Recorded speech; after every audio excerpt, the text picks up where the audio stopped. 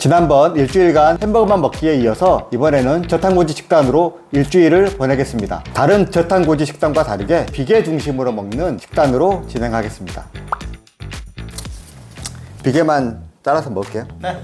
비계가 한 100g당 한 700칼로리니까 제가 이제 저울 맞춰서 1000칼로리 정도 되게끔 비계만 134g 이런 것들도 못 먹고, 김치에도 설탕이 많이 들어가니까 못 먹고, 깍두기도 못 먹고.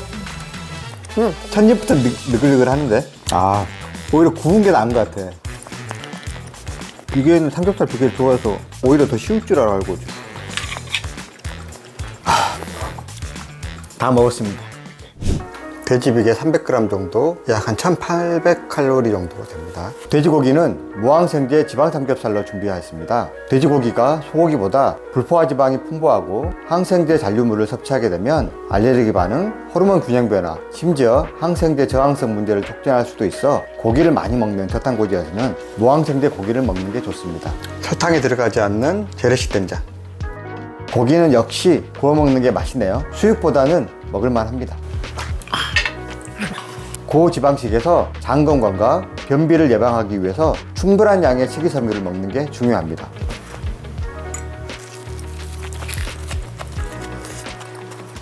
지방과 채소 중심으로 식사하다 보니 포만감이 빠르게 왔습니다. 매일 아침 공복에 혈당과 키톤을 측정할 예정입니다. 아침 혈당 73. 혈당은 낮은 상태로 안정적이며 1.4, 케톤은 1.4로 높은 상태로 케토시스 상태가 유지되면서 아침 공복감은 별로 느껴지지 않습니다. 밥과 비슷하게 생긴 컬리플라워 라이스와 삼겹살과 묵은지를 볶아 김치 삼겹살 볶음밥을 만들어서 점심에 도시락으로. 컬리플라워 라이스는 탄수화물 함유량이 매우 낮아 저탄고지 하시는 분들이 많이 활용하십니다. 식이섬유를 많이 먹기 위해 씻은 김치를 함께 먹고 건강한 식물성 지방 섭취를 위해 올리브 절임도 함께 먹었습니다. 풀먹인 소의 지방으로 준비했습니다. 곡물을 먹고 자란 소보다 오메가3 지방산이 풍부하고 공액 리놀라산이라는 천연 지방산이 풍부해 체중 감소와 염증 수치 감소에 도움을 줍니다. 반대로 곡물 사육소는 오메가6 지방산 비율이 높아서 과도하게 섭취하면 염증 반응을 증가시킬 수 있습니다. 살코기의 느낌을 내기 위해 비트를 스테이크 모양으로 굽고 소 비계를 함께 구웠습니다. 브로콜리와 아스파라거스를 익히고 파슬리를 추가했습니다. 양배추 발효식품인 사우어크라프트와 씻은 묵은지를 곁들였습니다. 점심에 국물이 없는 게 조금 아쉬워 소 비계로 미역국을 끓였어요. 너무 맛있어 보이는데? 오, 야미!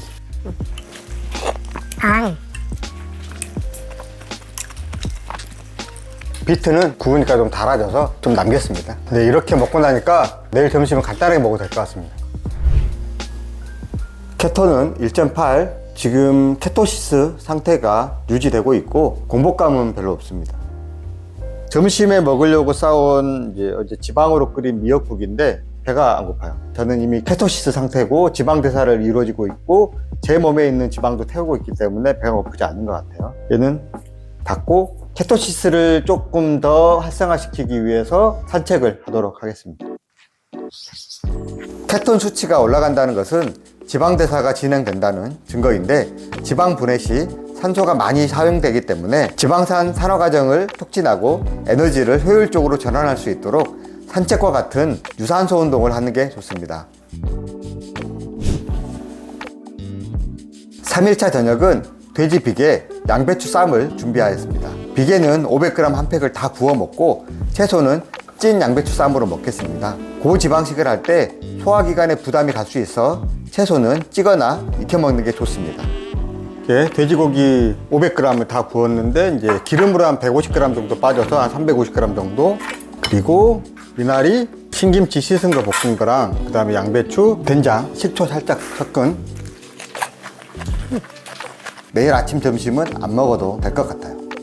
다 먹었네요.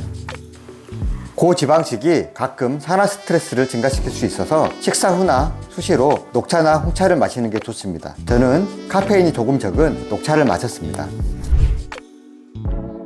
혈당 수치는 71로 상당히 낮은 수준으로 안정적으로 유지되고 있고, 케톤 수치는 3.9로 상당히 높은 편입니다. 이래서 새벽에 깨서 소변을 엄청 많이 받고 냄새가 좀 나면서 갈증이 엄청나게 왔어요. 케톤 수치가 올라가면 이제 지방 대사를 하다 보니까 물이 많이 필요하게 되거든요. 그래서 물을 많이 마시게 된 것 같아요. 이러한 케토시스 상태를 좀 더 강화하기 위해서 아침 운동을 좀 진행하도록 하겠습니다. 케톤 수치가 올라갔을 때 지방 연소를 하고 있기 때문에 이걸 높이기 위해 고강도 인터벌 트레이닝을 하였습니다. 가벼운 웜업 운동 후 자전거를 최대 힘으로 20초, 가볍게 40초 타는 것을 5분간 진행하여 최대 심박수를 161까지 올렸습니다. 제 나이 기준으로는 170까지는 올라야 하는데 조금 더 노력해야 할 것 같습니다. 약간의 쿨다운 후 누워서 쉬면 신체 곳곳에 혈류를 균형 있게 분배하는 데 도움이 됩니다. 이거 다 마시고 산책 가는 거야. 산책 중에도 물을 많이 마셔야 돼서. 돼지고기 비계 야채 볶음 238g 정도 비계만. 오후 5시인데 지방식이다 보니까 소화하는 시간이 조금 오래 걸려서 저녁을 좀 일찍 먹어야 되는 것 같아요. 따뜻한 녹차를 같이 먹고 돼지고기에 이제 올리브유 추가. 식사 중간중간 따뜻한 녹차를 마셨고요. 고지방식을 할 때는 소화기 부담을 줄이기 위해서 매운 음식도 자제해 주는 게 좋습니다. 물이나 음료도 따뜻하게 마시는 게 좋습니다. 기름기 설거지 할 때 따뜻한 물로 해야 잘 닦이는 것과 비슷한데요. 소화기에 무리를 주지 않도록 차가운 음료나 물은 안 마시는 게 좋습니다. 저탄고지 5일차 아침.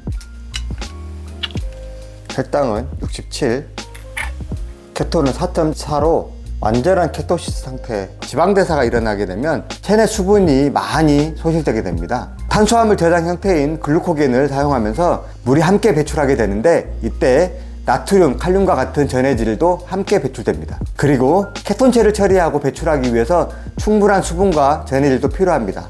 저탄고지에서는 물과 소금 섭취가 중요합니다. 2일차부터 케토시스 상태가 유지 중입니다. 이럴 때 키토플루라고 감기와 비슷한 증상으로 두통, 현기증, 몸살 증상이 나오기도 합니다. 저는 약간의 현기증이기도 해서 이럴 때 전해질 보충으로 소금을 먹고 수분을 보충한 후에 가벼운 산책을 하는 게 좋습니다. 오늘 저녁에 약속이 있어서 집에 들어온 게 9시 반입니다. 지금 배도 고프지 않고 또 지방식 같은 경우는 소화하는 데 시간이 오래 걸리기 때문에 숙면을 위해서 오늘 식사는 하지 않고 자연스럽게 단식으로 가고요. 50일, 이건 저혈당인데 케톤 수치가 6.5까지 올라갔습니다. 혈당이 50이면 완전 저혈당인데 기분은 괜찮거든요. 배도 고프지 않고 어지럽지도 않고. 아침은 돼지 비계 밀푀유 나베를 준비하였는데요. 돼지 비계 150g과 채소를 많이 넣은 가볍게 먹도록 하겠습니다. 아침에 든든하게 먹으니 정말 좋은데요. 저탄고지에서 간헐적 단식이 자연스럽게 된다면 저녁을 먹은 후 소화가 늦어져 수면에 영향을 끼치지 않도록 아침에 먹는 게 훨씬 좋습니다. 기름기가 많지만 맛있습니다.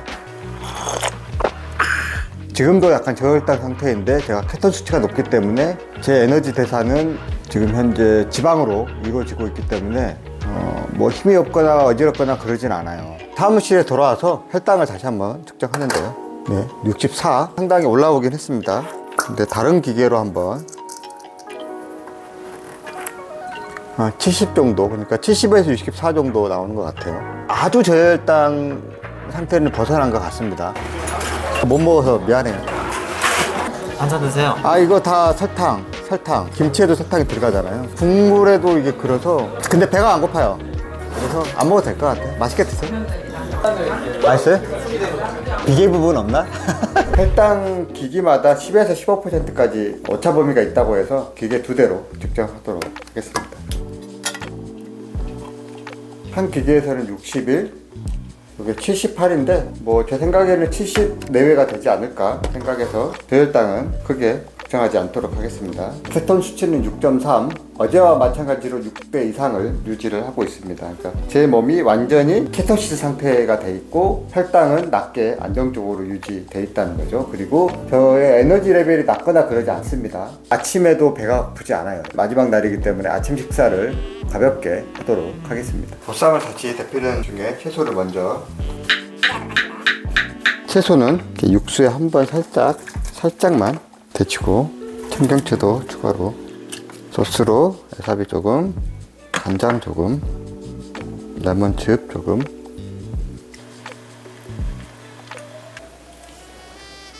면처럼.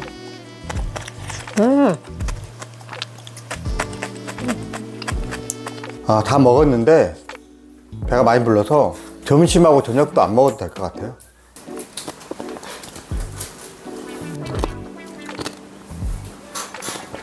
지금 점심인데 배도 고프지 않고 소금하고 수분 보충을 계속 해주다 보니까 초반에 나타났던 케토플루 증상인 어지럼증 같은 것도 없어진 것 같아요. 저녁에 퇴근했는데 배가 전혀 고프지가 않아요. 강아지랑 산책을 하고 하루를 마무리하면 될 것 같습니다. 산책! 자! 비계 중심으로 먹었는데도 몸무게는 2.7kg 감소하였습니다. 이 식단은 비계를 드시라고 권해드리기 위한 챌린지가 아니라 저탄고지 식단을 하면서 힘들지 않게 1일 1식 간헐적 단식으로 연결되는 과정을 보여드리고자 하였습니다. 이후에 더 긴 단식도 도전할 수 있을 겁니다.